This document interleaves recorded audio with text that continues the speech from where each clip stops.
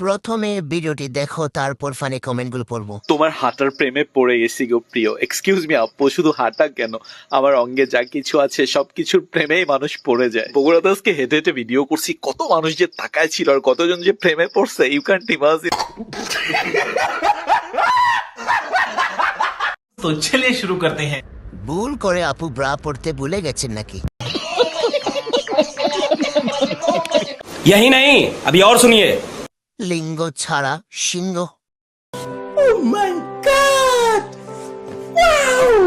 বিচিওয়ালা আপু।